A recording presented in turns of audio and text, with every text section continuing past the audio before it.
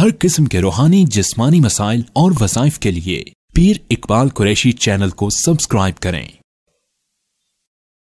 नहमदुहु व नुसल्ली व नुसल्लिमु अला रसूलिहिल करीम, अम्मा बादु फ़अऊज़ु बिल्लाहि मिनश शैतानिर रजीम, बिस्मिल्लाहिर रहमानिर रहीम। मन इहतदा फ़इन्नमा यहतदी लिनफ्सिहि व मन ज़ल्ल फ़इन्नमा यज़िल्लु अलैहा वला तज़िरु वाज़िरतुन विज़रा उख़रा वमा कुन्ना मुअज़्ज़िबीना हत्ता नबअस रसूला। सदक़ल्लाहुल अज़ीम। अगर कोई आदमी किसी इंसान के शर से बचना चाहे या उसकी गिरफ्त से आज़ाद होना चाहे या उसके धोखे और फ्रॉड से तंग आकर उसको अल्लाह रब्बुल इज़्ज़त की ज़ात से पकड़वाना चाहे या किसी हुक्मरान या किसी ऐसे तबके के लिए जो इक़्तिदार वाला है और उससे आवाम को, इंसानों को तकलीफ़ है, इन सारे मकासद के लिए इस आयत करीमा को अल्लाह रब्बुल इज़्ज़त ने पुरतासीर बनाया है। क्योंकि अल्लाह रब्बुल इज़्ज़त का एक उसूल है कि अल्लाह रब्बुल इज़्ज़त जब किसी कौम के पास दाई यानी दावत देने वाले भेज देता है तो अल्लाह ताला फिर उन पर हुज्जत तमाम कर देता है, फिर उनकी गिरफ्त में ज़रा बराबर भी शक नहीं होता। हज़रत मूसा अलैहिस्सलाम के आने से पहले फ़िरऔन 400 साल बाद मुअर्रिख़ीन ने लिखा उसने उम्र पाई और उसको जो है कोई नुकसान नहीं हुआ और कोई उसको जो है ज़रा बराबर भी बीमारी, परेशानी, दर्द, तकलीफ़, कोई आफत नहीं पहुंची, लेकिन अपने आप को खुदा कहता रहा। हज़रत मूसा अलैहिस्सलाम को अल्लाह ने भेजा और आप वअहदियका इला रब्बिका फतख्शा, आप जाएं और जाकर उससे कहें कि क्या तू सीधे रास्ते पे नहीं आ सकता, ये गलत बातें नहीं छोड़ सकता। अब ये दावत आपने जाके उसको दी, उसने दावत का इनकार कर दिया, लेकिन उसके बाद ज़्यादा अरसा वो जी नहीं सका, अल्लाह की पकड़ और गिरफ्त में आ गया। खुदाई का दावा करके, खुदाई का चैलेंज करके अल्लाह को, खुद अपने आप को फ़िरौन कहता था अना रब्बुकुमुल आला, मैं अल्लाह से ही बड़ा रब हूँ, लेकिन अल्लाह ने उसे 400 साल तक पकड़ा नहीं, उस पर आज़ाब नहीं भेजा। लेकिन जब अल्लाह ने इत्माम हुज्जत कर दिया कि दावत देने वाला, समझाने वाला जब भेज दिया पैगंबर, जैसे ही नबी गए उसके थोड़े अरसे बाद उसकी अल्लाह ताला ने रस्सी को खींचा और फिर गर्क़ दरिया किया और क़यामत की सुबह तक उसे फली जो है निशान इबरत बना दिया और क़यामत की सुबह तक उसका जिस्म जो है इसी तरह आज भी अहराम मिस्र के अंदर रखा हुआ है और दुनिया देख रही है कि उसको अजाब हो रहा है और होता रहेगा। ये है अल्लाह रब्बुल इज़्ज़त का अंदाज और अल्लाह का तरीका कि अल्लाह जब किसी कौम को दावत देने वाले पहुंचा देता है फिर उस कौम पर अल्लाह की लाठी बरसती है। आज आप पूरी दुनिया के अंदर देख रहे हैं कि आज पूरी दुनिया के अंदर एक बहुत अजीबो गरीब हालात है, हर तरफ जो है काफिर मुसलमान, सारी मईशतें तबाह हो रही हैं और दुनिया आपस में टकरा रही है, जहन्नुम बन चुकी है। उसकी वजह यह है आज ये इंटरनेट ने हर घर तक तबलीग और दावत पहुंचा दी है, हर घर तक नबी अलैहिस्सलाम का पैगाम पहुंच गया, दाई दावत देने वाले हर घर में पहुंच चुके हैं। कुरान, हदीस, फ़िक़ा और ये जितने भी अल्लाह रब्बुल इज़्ज़त ने ज़राए रखे हैं ये सारे पहुंच चुके हैं। अब बंदा देखता है चाहे एक सेकंड के लिए कोई दावत की बात सुन ले, उसके बाद वो अमल ना करे, वो क़यामत के दिन पकड़ में नहीं बल्कि दुनिया में आएगा। आज मुसलमान क्यों परेशान है कि मुसलमान कहे जी मुझे तो पता ही नहीं, मुझे तो पता ही नहीं, कि इसलिए बात लोग कहते हैं जब इल्म इसलिए नहीं सीखते कि अमल नहीं करेंगे डबल गुनाह होगा। ये बात नहीं है, ना सीखना डबल गुनाह है, सीख कर गलती करेगा तो सिंगल गुनाह मिलेगा। जैसे गाड़ी सीख कर चलाने वाले का एक्सीडेंट कर दे वो, तो उसके लिए सज़ा ज़्यादा है या जो ना सीखा हो और वो गाड़ी चला रहा हो लाइसेंस के बगैर, उसको जब एक्सीडेंट करेगा तो उसकी ज़्यादा पकड़ होगी या दूसरे की, ना सीखने वाले की ना। अब बंदा कहे जी मैं गाड़ी इसलिए नहीं सीखता कि फिर मैं गलती करूंगा तो चालान हो जाएगा, गलती करूंगा तो पकड़ में आ जाऊंगा, तो ये रूल यहाँ भी नहीं चलता तो वहाँ भी नहीं चलता। इसलिए जो नहीं सीखता,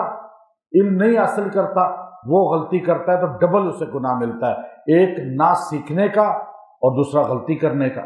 اب چلان اس کا خالی نہیں ہوگا بلکہ اس کی گاڑی بھی بند ہو جائے گی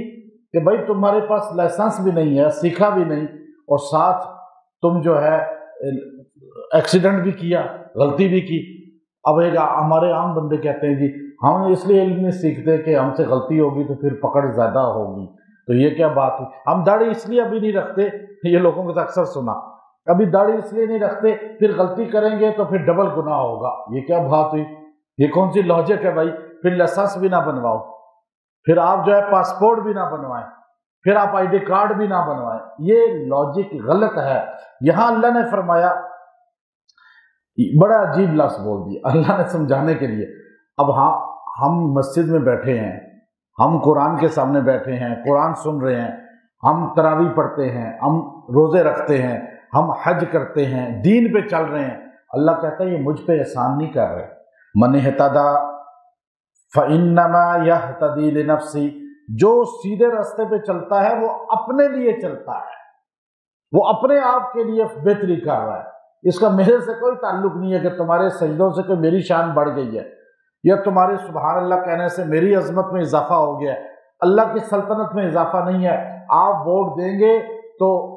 ایم پی اے کی شان بڑھے گی، ایک ایک ووٹ سے بڑھتی ہے، یا ہارتا ہے یا جیتتا ہے۔ بادشاہ کو ضرورت ہے، صدر کو ضرورت ہے، لیکن اللہ کو کسی کی سبحان اللہ کی ضرورت نہیں، اللہ کو کسی کے سجدے کی ضرورت نہیں۔ ہم جو اچھے کام کرتے ہیں اپنے لیے کرتے ہیں تاکہ ہماری آخرت بن جائے، دنیا بھی بن جائے۔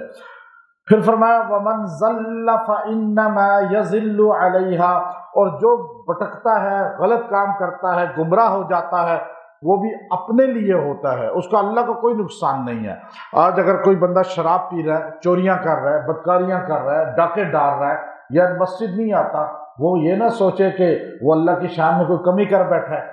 میں کبھی مسجد نہیں گیا جی، بس یہ بعض لوگ بڑے فخر سے بتا رہے ہوتے ہیں۔ تو یہ اللہ نے تمہیں پسند نہیں کیا کہ اللہ اپنے گھر میں، تم نے اپنے آپ کے لیے وبال کیا ہے، کبھی مسجد نہ جا کے، نماز نہ پڑھ کے، قرآن نہ پڑھ کے، دین پہ نہ چل کے، تمہاری وجہ سے اللہ کی سلطنت میں کوئی کمی نہیں۔ انسان یہ سوچے، یہ دو باتیں اللہ نے جوڑ دی، ہدایت پہ چلو گے اپنے لیے، بھٹکو گے گمراہ ہو جاؤ گے وہ بھی اپنے لیے، اس کا وبال تمہیں نظر آ جائے گا، نیکی کا بھی برائی کا بھی، خالی اپنی ذات کے ساتھ نہیں، نسلوں میں نظر آتا ہے اس کا عذاب، اس کا وبال۔ تو اس لیے اللہ نے آگے فرمایا وَلَا تَزِرُ وَازِرَةٌ وِزْرَ أُخْرَى، اور یاد رکھو کسی کا بوجھ کسی پر اللہ نہیں ڈالتا۔ یہ نہیں ہے کہ تم بھٹکو تو اللہ تعالیٰ تمہاری اولاد کو جو ہے وہ قیامت کے دن دوزخ میں پھینک دے، نہیں، تم غلط کرو گے تم ہی دوزخ میں جاؤ گے، تم گناہ کرو گے تم ہی پکڑے جاؤ گے۔ اس پر مفسرین نے لکھا کہ بعض ائمہ فقہا اس بات پر بحث کرنے لگے کہ یہ آیت بتاتی ہے وَلَا تَزِرُ وَازِرَةٌ وِزْرَ أُخْرَى، کہ جن کے پاس جو ہے، جن کی اولاد فوت ہو جاتی ہے نابالغی میں، چھوٹی عمر میں، تو وہ قیامت کے دن دوزخ میں نہیں جائیں گے، چاہے ان کے ماں باپ کافر ہی کیوں نہ ہو۔ ماں باپ کافر تھے، ماں باپ کے کفر کی وجہ سے ان کو دوزخ تو نہیں ہوگی کہ یہ بچے نابالغی میں 8 9 سال 10 سال میں فوت ہو گئے تو جی ان کو دوزخ میں پھینک دیں، کیونکہ بعض نے یہ لکھا تھا کہ مسلمانوں کے چھوٹے بچے مرنے کے بعد جنت میں اور کافروں کے بچے دوزخ میں جائیں گے، لیکن اس پر امام ابن کثیر رحمۃ اللہ علیہ فرماتے ہیں نہیں نہیں، یہ آیت بتاتی ہے کہ اللہ کسی کا بوجھ کسی پر نہیں ڈالتا۔ ایسا نہیں ہو سکتا کہ مسلمان کا بچہ وہ جنت میں چلا جائے نابالغی میں، اور کافر، کیوں کافر کا بچہ وہ بھی پیدا ہوتا ہے تو فطرت اسلام پر ہوتا ہے، یہ نبی صلی اللہ علیہ وسلم کی حدیث ہے۔ آگے ماں باپ اسے یہودی نصرانی یا بتی بنا دیتے ہیں، اصل میں تو توحید پہ پیدا ہوتا ہے ہر بچہ۔ پھر آگے فرمایا وما، آخری جملہ اللہ نے بولا جو اصل ماخذ ہے اس آیت کا، وما كنا معذبین حتی نبعث رسولا، اور ہم عذاب نہیں دیتے کسی کو بھی جب تک اس کے پاس ہم اپنا رسول نہ بھیج دیں۔ یہ جملہ اللہ نے آخری بولا، اور اصل میں یہ اللہ رب العزت کا اصول ہے، اور اللہ فرماتے ہیں میں نہیں پکڑتا کسی قوم کو جب تک رسول نہ بھیجوں، یعنی دعوت دینے والا نہ بھیجوں۔ اس پر فقہا نے لکھا کہ جن کے پاس رسول نہیں آیا اور وہ قومیں جو ہے اسی طرح دنیا سے چلی گئیں حضور علیہ السلام سے بہت پہلے، اس سے بھی پہلے، ہر نبیوں سے پہلے، ان کو پتہ ہی نہیں تھا، کوئی رسول ہی نہیں آیا۔ تو ان لوگوں کو اللہ تعالیٰ قیامت کے دن دوزخ میں نہیں پھینکے گا۔ بعد میں کہا نہیں، اللہ تعالیٰ ان لوگوں کی ان چیزوں کو دیکھے گا جو فطرت سے تعلق رکھتی ہیں، دماغ سے تعلق رکھتی ہیں، کہ انسان کو یہ پتہ ہے، چاہے وہ کافر ہے، چاہے وہ جاہل ہے، چاہے اس کے پاس رسول نہیں بھی آیا، اس کو یہ تو پتہ ہے کہ اس کائنات کا بنانے والا کوئی ہے اور وہ ایک ہی ہو سکتا ہے، اور اس طرح اس کو یہ بھی پتہ ہے کہ وہ آسمان پہ جو ہے اللہ کی ذات ہے، اور اللہ کی ذات جو ہے وہ نظام چلا رہی ہے۔ اب یہ توحید کی جو چیزیں ہیں یہ انسان کی فطرت میں شامل ہے، تو اس لیے جو انسان توحید پر رہا لیکن اعمال اس کے پاس نہیں پہنچے، نہ نبی آیا نہ نبی کی تعلیم آئی، جیسے اسے نہیں پتا کہ گانا حرام ہے، شراب حرام ہے، سود حرام ہے، بدکاریاں حرام ہے، رشوت حرام ہے، چوری حرام ہے، یہ باتیں اس کو نہیں پتا، شریعت نہیں تھی، کوئی نبی نہیں تھا، کوئی بتانے والا نہیں آیا۔ یہ ہے وہ چیزیں جو کہلاتی ہیں کہ نہیں کوئی آیا داعی، نہیں آیا کوئی رسول، پھر وہ آدمی مر گیا، یہ سارے گناہ کرتے کرتے حضور سے پہلے کی بات ہے، تو فرمایا اللہ اسے بخش دے گا۔ لیکن توحید یہ پھر بھی مسلم ہے، فقہا نے اس پر دلائل دیے ہیں اور مفسرین نے ان کو لکھا ہے، تو اس لیے یہاں ایک جملہ کہ وَمَا كُنَّا مُعَذِّبِينَ حَتَّى نَبْعَثَ رَسُولًا، اللہ تعالیٰ نہیں کسی کو پکڑتے جب تک اس کے پاس رسول نہ آ جائے۔ اب یہ حضور علیہ السلام نے حضرت معاذ بن جبل رضی اللہ تعالیٰ عنہ کو الوداع کیا، فرمایا اگلے سال شاید تم آؤ، یہاں مجھے ادھر نہ دیکھو، وہاں دیکھو قبر کے اندر۔ تو وہ اب دیدہ ہو گئے، حضور نے ان کو الوداع کیا، 16-17 سال عمر تھی، امت کا مفتی بنا دیا، فرمایا میری امت کا مفتی معاذ ہیں، اور حضرت معاذ کو یمن کا قاضی مفتی بنا کر بھیجا۔ تو آپ نے ان سے یہ جملہ پوچھے، کچھ باتیں فقہ کی، جو انہوں نے جواب دے دیا، فرمایا اللہ کا شکر ہے جس نے رسول کے رسول کو، یعنی حضرت معاذ کو بھی رسول کا لفظ یعنی پیغام پہنچانے والا، وہ رسول نہیں جو نبوت کا دعویٰ ہو، اصل میں قاصد، پیغام پہنچانے والا۔ اب اس امت کے اندر حضور صلی اللہ علیہ وسلم کے بعد نبوت کا دروازہ بند ہو گیا، اب کوئی نبی رسول پیدا نہیں ہوگا، نہ دعویٰ کر سکتا ہے، نہ اس کے کوئی آثار موجود ہیں، لیکن اللہ نے امت کے ایک ایک فرد کو داعی، دعوت دانا، قرآن و سنت کا پیغام پہنچانے والا بنایا۔ اب آپ چاہتے ہیں کہ آپ کا کوئی بدمعاش آدمی ہے علاقے میں، آپ کا کوئی بہت ہی جو ہے جابر آدمی ہے یا بڑے اقتدار والا ہے، آپ چاہتے ہیں کہ یہ بندہ یا ہدایت پہ آ جائے یا اس کے شر سے لوگ بچ جائیں، تو آپ ایک فارمولہ اختیار کریں کہ یہ آیت کریمہ کا حصہ وَمَا كُنَّا مُعَذِّبِينَ حَتَّى نَبْعَثَ رَسُولًا، آیت نمبر 15 کا لاسٹ حصہ ہے سورہ بنی اسرائیل، اس کو 11 بار پڑھ کے دعا کر کے اس کو دعوت دیں، چاہے اس کو کال کے ذریعے، SMS کے ذریعے، یا اس کو وائس کے ذریعے، یا جا کر دعوت دیں، بہترین ہے جا کر دعوت دیں اور اس سے مل کر دعوت دیں۔ آپ ایک بار اسے دعوت دے دیں کہ دیکھیں اللہ کی مان لو، یہ کام چھوڑ دو، آپ ایک بار دعوت دے دیں، اس کے بعد ہدایت اسے ملے گی، نہیں ملتی ایسی پکڑ میں آئے گا کہ آپ اس کے شر سے بچ جائیں گے۔ کوئی آدمی آپ کو نہیں دے رہا پیسے، آپ کے لین دین ہے، آپ کی چیزوں پہ اس کا قبضہ ہے، تو آپ ایک ہے کہ اسے گالیاں دیں، ایک ہے کہ اس کو جو ہے آپ برا بلا کہیں، عدالتوں میں چلے جائیں جہاں کوئی انصاف نہیں ہے، تھانوں میں چلے جائیں، پولیس آپ سے اور پیسے زیادہ کھا لے گی اور آپ کو مزید مقروض بنا دے گی۔ آپ اللہ کے سامنے وہی فارمولہ اپنائیں جو موسیٰ کلیم اللہ نے اپنایا تھا، اور نبی صلی اللہ علیہ وسلم کا فارمولہ ہے، قرآن کا فارمولہ ہے کہ آپ یہ آیت کریمہ کا حصہ 70 بار پڑھیں، اور یہ وَمَا كُنَّا مُعَذِّبِينَ حَتَّى نَبْعَثَ رَسُولًا 70 بار پڑھ کے 70 ٹائم آپ دعا کر کے اس کے پاس جائیں، اسے کہو دیکھو بھائی آپ نے میری زمین پہ، میرے پلاٹ پہ، میرے فلاں فلاں چیز پہ یا پیسوں پہ قبضہ کر کے بیٹھے ہوئے ہو، اس کا نبی علیہ السلام نے عذاب بتایا ہے، اور اس کو بتائیں تھوڑا دین کا کہ اس پہ سخت پکڑ ہے، اللہ کا عذاب ہے، اس لیے آپ توبہ کرو، میری چیزیں واپس کر دو، ورنہ اللہ کی بارگاہ میں آپ پکڑ میں آ جاؤ گے۔ آپ اتنا جملہ خالی کہہ کر بھی اس کے پاس سے آ جائیں، چند دنوں میں وہ اللہ کی پکڑ میں آپ کو نظر آ جائے گا، یا وہ واپس دے گا